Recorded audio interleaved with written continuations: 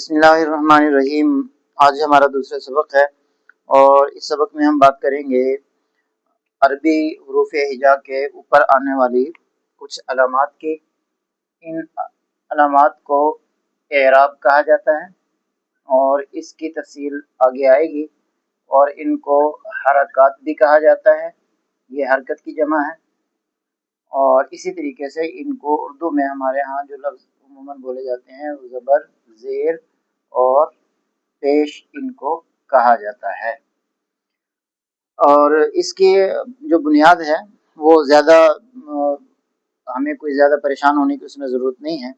सिर्फ हम 3 अलामात हैं जो इनकी बुनियादी हैं, इनमें बुनियाद का दर्जा रखती हैं, उनको हम याद करेंगे और उसी से हमारा सबक ये मुकम्मल भी होगा। और अरबी में जितनी अलामात भी इस्तेमाल होती हैं उन सब की वजाहत इनके ज़िमन में हो जाएगी।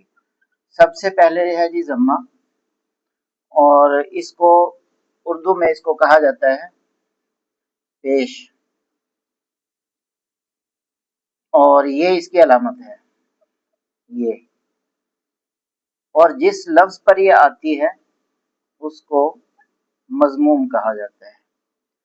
ये आपने 2 चीज़ें याद करनी हैं। ज़म्मा पेश को कहते हैं, और जिस लफ्ज़ पर ये आएगी उसको, जिस हरफ पर ये आएगी, लफ्ज़ तो मजमुआ होता है हुरूफ का, तो हम कहेंगे जिस हर्फ पर ये आएगी उसको मज़मूम कहेंगे। और दूसरी अलामत है हमारे पास फतहा,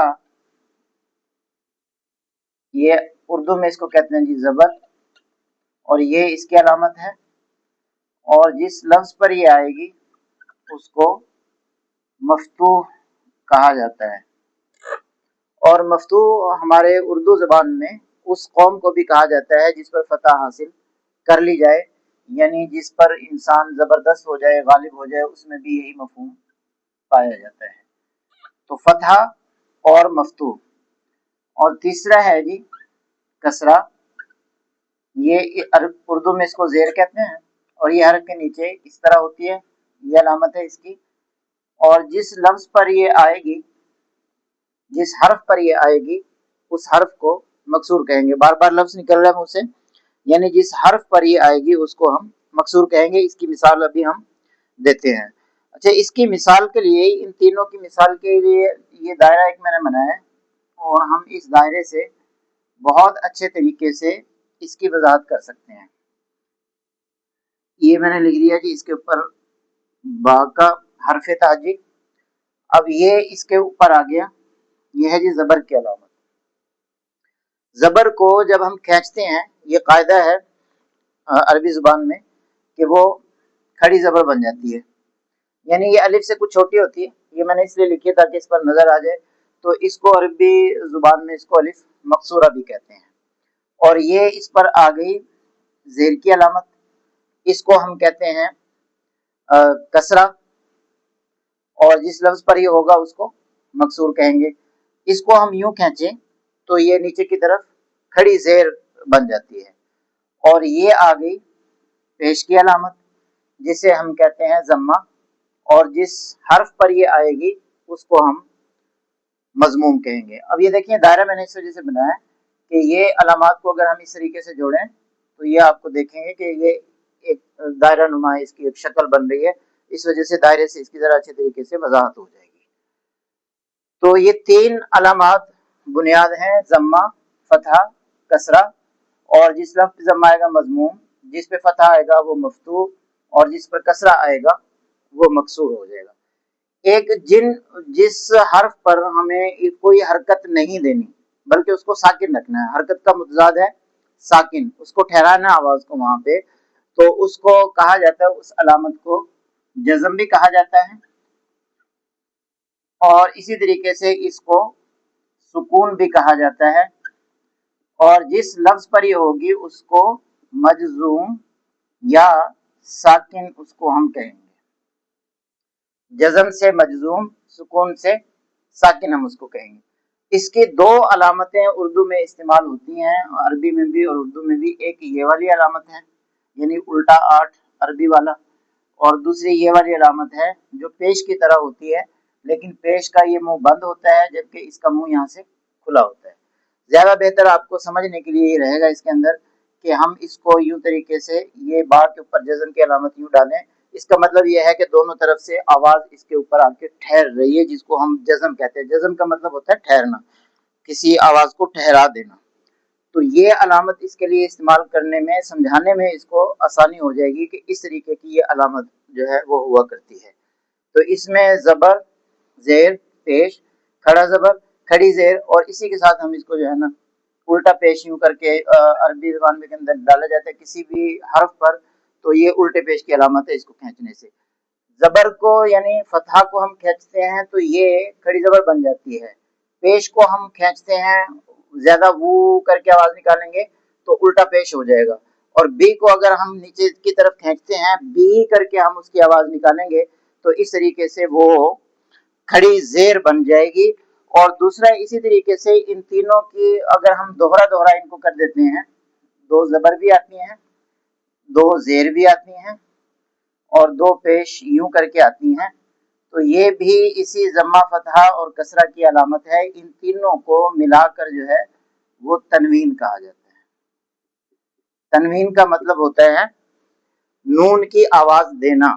तो जब ये किसी हर्फ पर आती हैं, बा दो जबर बन, बन नून की आवाज आ गई, बा दो जेर बिन नून की आवाज आ गई, बा दो पेश बुन तो नून की आवाज आ गई, इस वजह से इसको तनवीन कहा जाता है, यानी नून की आवाज देना। जब ये दो होंगी, दो जबर होंगी, दो जेर होंगी, ये दो पेश होंगी, तो फिर ये नून की आवाज देंगी, इस वजह से इनको तनवीन कहा जाता है। अब बाज जो अरबी के हर्फ हैं उन पर एक अलामत डाली जाती है तशदीद की, और ये चूंकि ये शीन के तीन दंदान हैं, दांत हैं इसके तीन, तो यहीं से ये अलामत जो है वो तख्लीक की गई। ये तशदीद की अलामत यानी शीन की अलामत से ली गई है। तो तशदीद अलामत का नाम है तशदीद, और जिस हर्फ पर ये आएगी उस हर्फ को कहा जाएगा मुशद्दद, यानी उसको शिद्दत के साथ अदा करना है। असल में शिद्दत के साथ उसको इस वजह से अदा करते हैं कि उस पर पहले उसी हर्फ पर, इसकी हम वजाहत करते हैं, पहले जज़म होती है और उसके बाद इन तीनों में से कोई एक अलामत उसके ऊपर आती है, यानी दो अलामतें उसके अंदर इस्तेमाल हो रही हैं उस हर्फ में, और वो हर्फ दो दफा इस्तेमाल हो रहा है, तो इस वजह से इसको तशदीद कहा जाता है। अब जब हम इसको हल करेंगे, यानी अमली इसकी जब हम मशक करेंगे इन तीनों की, तो हमें ये बहुत अच्छे तरीके से ये सारी चीजें वाज़ेह भी हो जाएंगी, अजबर हो जाएंगी, और इस तरीके से याद होंगी कि कभी भूलेंगी नहीं। आपने तीन कॉलम बना लेने, हर्फ, यहां आपने लिखना है हरकत, और यहां लिखना है हालत। अब यहां मैं लिखता हूं जी आऊज़ु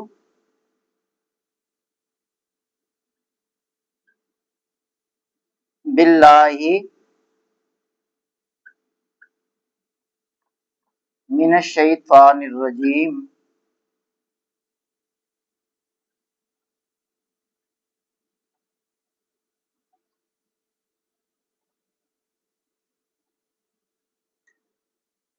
अब देखें, सबसे पहला हमारे पास हर्फ है अलिफ, ये हमने लिख दिया। अब इस पर हरकत क्या है? जबर। जबर को अरबी में क्या कहते हैं? फतहा, तो वो आपने लिख दिया। और जिस हर्फ पर ये हरकत होगी उसको हम कहेंगे मफ्तूह, तो इसकी हालत है मफ्तूह वाली। ये हालत का जो है लफ्ज हमने इस्तेमाल किया है, ये भी आपको बहुत अच्छे तरीके से आगे जाके समझ में आ जाएगा। ये देखें, हर्फ अलिफ है, उस पर अलामत जो है हरकत वो फतह की है, और उसकी हालत मफ्तू है। अच्छा, आगे आ गया आइन। आइन पर यहाँ पेश है, पेश को अरबी में कहा जाता है जम्मा, और जिस हर्फ पर ये होगा उसको कहेंगे मजमूम। ये एक उर्दू में लफ्ज इस्तेमाल होता है यहाँ मजमूम, यानी जिसकी मजम्मत की जाए, तो ये वो नहीं है, ये ज़ात के साथ है, ये जाल के साथ है, तो ये नहीं है। ये समझाने के लिए मैंने आपको ये बात यहाँ पर जिक्र कर दी है। اچھا اس کے بعد آ گیا واو، تو واو پر علامت ہے یہ جزم کی، تو ہم یہاں لکھیں گے جزم. اچھا چونکہ اس کا دوسرا نام ہے سکون تو وہ بھی لکھ دیا، اور اس کی حالت کے نام بھی دو ہو جائیں گے، مجزوم اور اسی طریقے سے ساکن. یہ ہو گیا. اچھا زال بھی جو ہے عین کی طرح اس پہ ضمہ ہے اور اس کی حالت مضموم ہے. با کی ہے اس پر نئی علامت آ گئی، اس کو ہم لکھ لیتے ہیں، اس پہ کسرہ ہے اور اس کو ہم کہتے ہیں مکسور. اچھا جی اب یہ آ گئی علامت باللہ پر. دیکھیں گے آپ جو ہے اس لام پر ایک یہ تشدید کی علامت بھی ہے اور کھڑی زبر کی اس پر بھی علامت ہے. تو یہاں یہ جب ہم اس کو مطلب اس کو لکھتے ہیں ہم لام کو، تو اس کو لکھا ہم نے تشدید بھی اور یہ کھڑی زبر بھی آ گئی. تو اب ہم اس کو کیا لکھیں گے جی؟ علامت کون سی ہے؟ تشدید کی. اور کھڑی زبر میں نے بتایا تھا کہ یہ زبر کی ہی ایک قسم ہے، تو اس لیے ہم لکھیں گے فتحہ. اور تشدید جس حرف پر ہوگی اس کو ہم کیا کہتے ہیں؟ مشدد.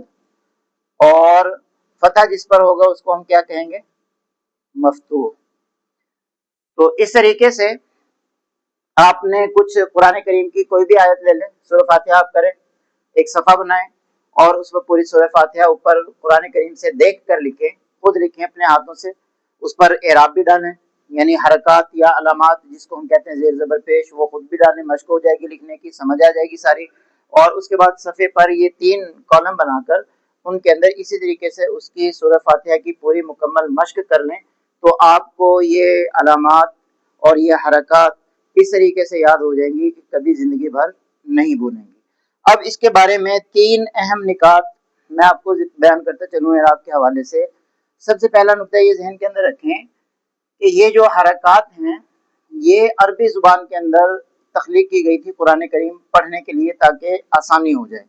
اور جب ان علامات کو ڈالا جاتا ہے تو کسی بھی لفظ کا تلفظ کرنے میں اب 80% تک غلطی سے محفوظ ہو جاتے ہیں.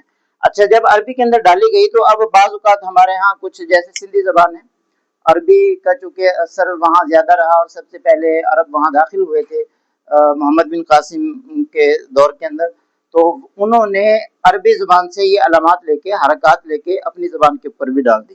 اسی طریقے سے ہم ایک دفعہ میواتی زبان کے حوالے سے ایک میٹنگ میں تھے تو وہاں پر مختلف تجاویز زیر غور تھی اس کے رسم الخط کے حوالے سے، میواتی زبان کے رسم الخط کے حوالے سے، اور اس کی املا کیا ہو، تلفظ کیا ہو. تو پھر کچھ لوگوں نے کہا جی میواتی زبان پر بھی اعراب ڈالا جائے، تو میں نے وہاں اس کی مخالفت کی تھی کہ زبان میں اصل اعراب ہوتا نہیں ہے، یعنی فطری جو چیز ہے وہ نہیں ہوتا، لیکن یہ تو ایک سہولت کے لیے یا غیر لوگوں کے لیے اس کو کیا گیا تھا. اور اسی سے ایک اور نقطہ سمجھ لیں کہ اس میں غیر ضروری اعراب جو ہے وہ ڈال دینا وہ بھی مسائل پیدا کرتا ہے. آج کل عرب سے جو مصاحف جو چھپ رہے ہیں ان مصاحف کے اندر یہ جو کھڑی زبر ہے اس کے ساتھ ایک زبر اور بھی ڈالی جاتی ہے، یعنی ایک کی بجائے 2 حرکات ایک ہی حرف پہ ڈال دی تو اس سے مزید الجھن جو ہے وہ پیدا ہو جاتی ہے.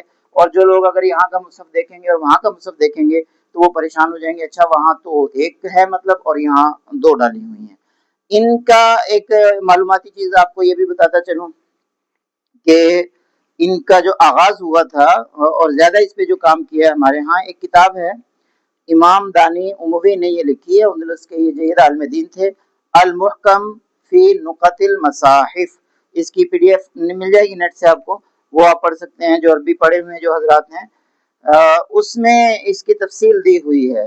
اور ایک چیز اور بھی ذہن کے اندر رکھیں کہ اعراب کے اوپر اور رسم مصحف کے اوپر، یعنی قرآن کریم کو جو لکھا گیا ہے اس پہ جو قواعد اس کے مرتب ہوئے ہیں وہ سب سے زیادہ اس پر جس خطے کے لوگوں نے کام کیا ہے وہ ہے اندلس والے، یعنی ہسپانیہ اسپین جسے آج کل ہم کہتے ہیں. اندلس کے علماء نے اس پر بہت ساری کتابیں لکھی ہیں اور ان سب جن لوگوں نے بھی اس پر کام کیا ہے سب کے حالات سب کے قواعد ایک کتاب کے اندر قلم بند کر دیے گئے ہیں. عربی زبان میں یہ کتاب موجود ہے، مکتبۃ النور سے آپ کو مل جائے گی، PDF وہاں سے ڈاؤن لوڈ کی جا سکتی ہے. اور جتنے لوگ تھے وہاں اندلس میں کام کرنے والے اعراب کے اوپر، رسم مصحف کے اوپر اور ان قرآن کریم کے جو قواعد مرتب کیے تھے ان لوگوں نے، ان حضرات نے، اللہ تعالیٰ ان کو جزائے خیر عطا فرمائے. ان کے اوپر ایک مستقل کتاب موجود ہے، صاحب ذوق لوگ وہاں سے اس کو پڑھ سکتے ہیں. اور یہ کتاب آپ نے ضرور جو ہے وہ خرید لینی ہے یا اس کو PDF میں ڈاؤن لوڈ کر لینا ہے. یہ کتاب آپ کو جا بجا کام دے گی، اور اس قسم کی تفصیلات ہم نے اس کتاب کے اندر درج کر دی.